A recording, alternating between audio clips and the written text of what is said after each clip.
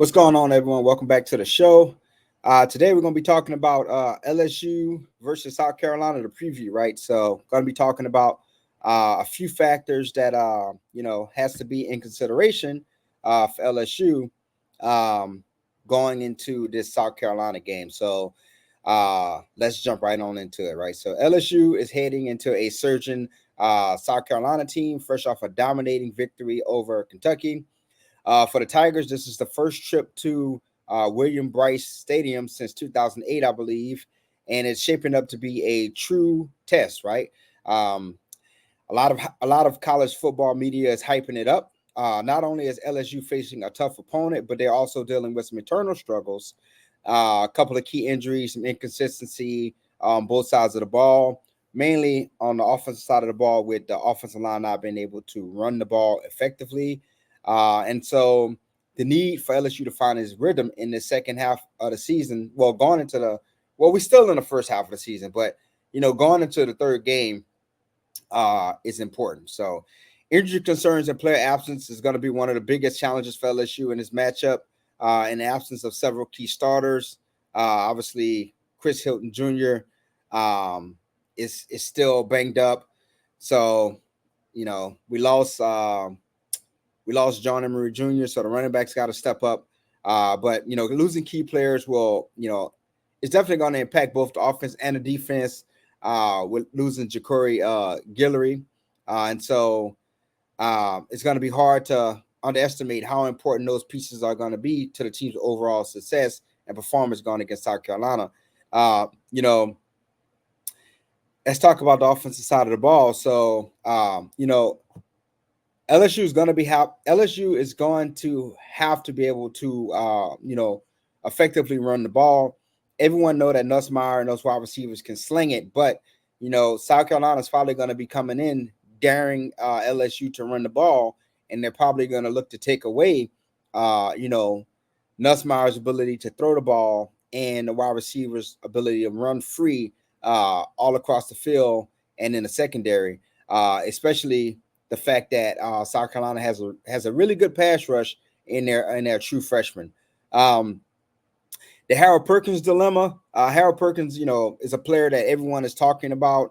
LSU hasn't quite figured out how to maximize his talent this season yet.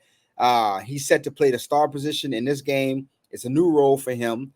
The goal is to capitalize pretty much on his athleticism and the playmaking ability that Harold Perkins possesses and brings to the field that we have seen him demonstrate time and time again. But if he can get it going at the star position, this is absolutely going to provide a spark for LSU defense and what they need on defense currently. Perkins is the kind of player to keep an eye on and who can flip a switch at any moment and light up South Carolina. And so I'm definitely going to be watching to see how South Carolina handles, Harold Perkins in this game. I'm actually going to be at that game. I got pretty good seats, so I'll be looking closely at both sides of the ball and looking up at some of the key matchups. Talking about key matchups, so LSU's defense versus South Carolina's quarterback, right? So LSU struggled against a mobile quarterback. It was evident versus Nichols, where they had trouble containing the quarterback running abilities. This presents a major concern that South Carolina's true freshman quarterback has an impressive set of legs on him, and he will no doubt look to exploit LSU with those same weaknesses, right? So can LSU contain them? We got to see. A big part of this game will hinge on their ability to pressure and contain the pocket without overcommitting and leaving gaps for this quarterback to exploit. And then you want to talk about Brian Kelly's moment of truth, right? So for head coach Brian Kelly, this is a pivotal moment early in this season, right? That I still feel like LSU is still reeling from their early loss versus USC. We did not look the best versus Nichols in the first half. They came out after halftime and turned it on, but honestly, that game should have been a blowout from the very get-go. And so I still think LSU is still dealing with that loss from USC. And dropping another game here would take them pretty much out of playoff contention. LSU cannot afford to lose this game. And it would also add to the growing narrative around LSU fans and around the country in college football that Brian Kelly is overrated. Look, I've said it before. I'm off the Brian Kelly bandwagon. I'm done. It's 3 years in a row. Can't win a season opener. Team looks unprepared. Team is playing undisciplined. I'm off the Brian Kelly bandwagon. I'm more so rooting for these players and these kids and these young men to do good. And but I'm no longer a Brian Kelly believer at all. Like, I'm off that bandwagon. And losing this game to South Carolina is just gonna intensify the narrative that Brian Kelly is overrated. His decision making and his game planning have come under scrutiny. I've been critical of his game planning and his play calling, especially of always going for it on fourth down and not being successful, right? Other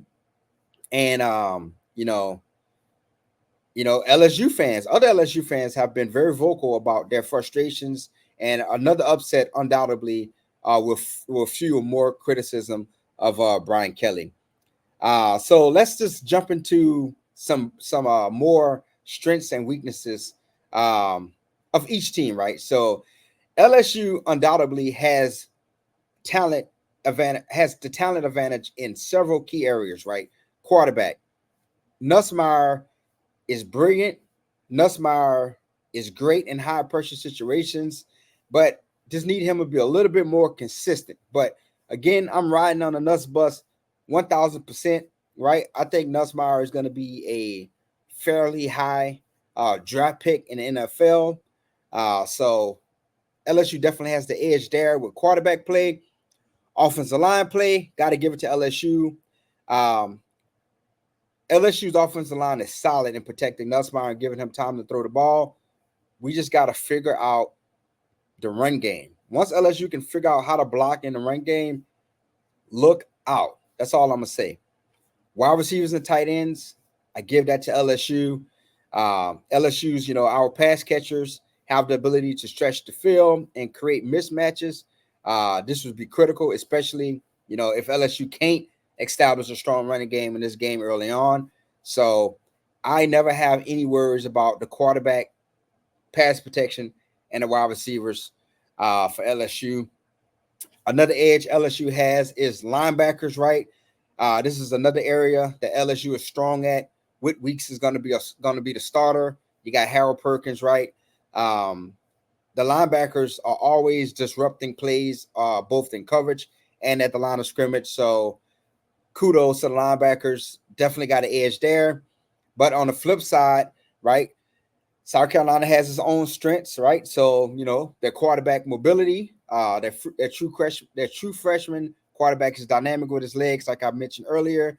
And this can spell trouble for LSU if they can't find a way to contain them. Still going to get an edge to LSU in quarterback, who has the better quarterback. But, South Carolina's quarterback is no slouch either. So just want to give, them a shout out for what they got going on over there. South Carolina's defensive aggression, right? South Carolina defense is surging right now with its pressures. It's early in the season, but South Carolina, statistically, their defense has, a top 10 defense, right? If they can, disrupt LSU's offensive line play or disrupt the offense in general, it can lead to turnovers and mistakes that, LSU can't afford playing on the road in a hostile environment, such as Williams-Brice Stadium. So I'm just going to give the defense. I say the defensive line has the thumbs up over LSU in this game. But this is my idea of LSU's keys to victory, right? So I think for LSU to win this game, LSU would need to establish the run game early. They got to commit to the run game versus South Carolina defense to keep them honest. And obviously this will open up the passing game. Obviously limit the turnovers. You never want to have turnovers in any game, whether you're playing on the road versus South Carolina or at home, right? Every time you have turnovers, you just give the opposite team more opportunities to get in the rhythm and to score more points than you. So you always want to limit the turnovers. LSU want to contain that quarterback, right? Focus on South Carolina's quarterback in the pocket and force him to beat you with his arm, right? Let's be honest, right? Watching him versus Old Dominion and versus South Carolina, he's not going to beat a lot of people with his arm. He's going to look to beat you with his arm and his legs. But if you can take away his legs and have him beat you with his arms, well, I like LSU chances each and every time, right? So take away them legs, contain them, keep them in the pocket. If you do break free, tackle. So my prediction, right? If LSU shows up focused, prepared, and ready to execute, they win this game easily, 31-17. However, if they struggle and don't adapt to a hostile environment, which that stadium will be for South Carolina, then you're probably going to see South Carolina's strengths take over. And then, us LSU fans, we're going to have to brace for a disappointing outcome. A focused South Carolina team could absolutely dominate LSU, especially if LSU key players don't perform at their highest level. So overall, I'm still giving the edge to LSU, but I do think that LSU is on upset alert. So I don't think that the coaching staff and the players should take this lightly. They shouldn't go in there overlooking South Carolina at all. They got to block out the noise, turn two, and get the task done, and come out of that stadium with a W. Looking forward to taking on UCLA. All right, so let me know what y'all think in the comment section below. Is LSU on upset alert or not? And as always, subscribe to the channel if you haven't already subscribed. Hit that bell notification button so you can stay up to date on all of the newest videos from this channel. And leave a like and a comment. It definitely helps with engagement for this channel. All right, I'm Daryl, and I'm out.